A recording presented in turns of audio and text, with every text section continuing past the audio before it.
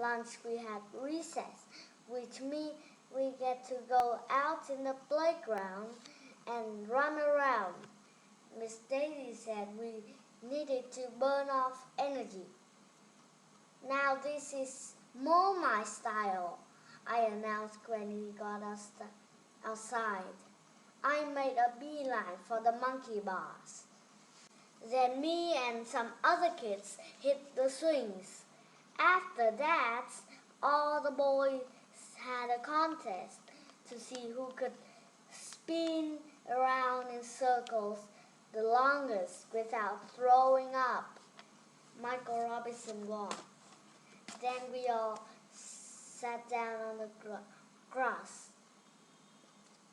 Even though Miss Daisy was pretty cool, we all agreed that we hated school. We made a promise to one another that we could hate school forever, even if we changed our minds and decided that we liked school. That's when Ryan came up with the most genius idea in the history of the world. This was his idea. We should buy the school. Ryan told us that his father worked for this big company and that once his father's company bought some other company, just like you would go into a store and buy a candy bar. Ryan said it happens all the time. He said he didn't see any reason why we couldn't buy the school like that. If we bought the school, what would we do with it? Michael Robinson asked. We could do anything we want with it. We'd own it. Could we turn it into a video game arcade? I asked. Sure, why not? Instead of teaching reading and writing and arithmetic, we could teach kids how to play video games. And we could ride skateboards in the hallways? Asked Michael Robinson. Sure we could, if we own it. I got all excited because if there's one thing I like to do almost as much as playing football, it's playing video games. Oh, and riding skateboards. I started emptying out my pockets. I had a nickel, 3 pennies, and a lifesaver. The other boys emptied their pockets too. We separated all the pennies, nickels, and dimes into little piles. Then we added up all the money. We had $1.32. Wow, Michael Robinson said. That's a lot of money. I don't think it's enough to buy a school, said Ryan, who knew a thing or two about financial matters because his father worked for this big company. Well, how much do you need to buy a school? I asked. Beats me, said Ryan. We'd better ask Miss Daisy. We all rushed inside after recess and asked Miss Daisy how much it would cost to buy the school. Gee, I don't know, said Miss Daisy, who didn't seem to know much of anything. Why do you want to buy the school?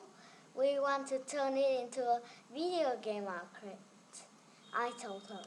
What a great idea, she beamed. I love video games.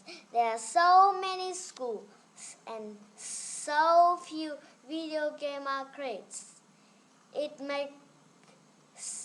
makes perfect sense to turn some of those schools into video game arcades.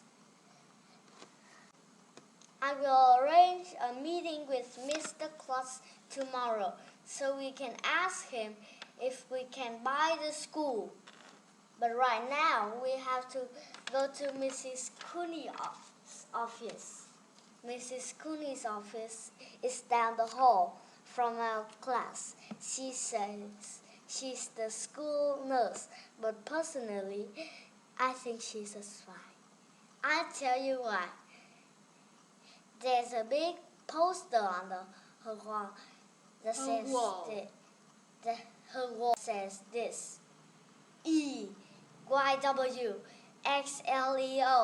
PLSJRM QMWJRGA.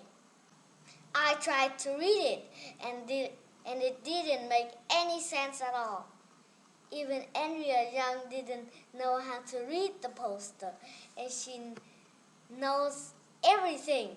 I think Mrs. Cooney has created the secret code, and she's using the poster to send mystery spy messages. I'll have to keep an eye on her. When we walked into Mrs. Cooney's office, she had us all lined up in size order.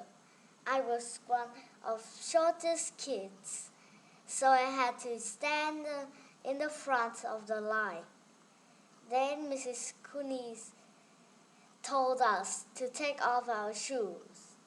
At first, I thought she didn't want us to track mud over her office, but then she told us that she was going to weigh and measure us. Obviously, she is trying to gather information about us, because that's what spies do. My friend Billy says that the heavier you are, the smarter you are, because heavy people have bigger brains. But I think Billy just says because he is overweight. I weigh 52 pounds. Mrs. Cooney showed us this awesome ruler she has. It is made of metal and stretches out 6 feet long. When she presses a button, the whole thing shoots into her hand and disappears like magic. That is cool.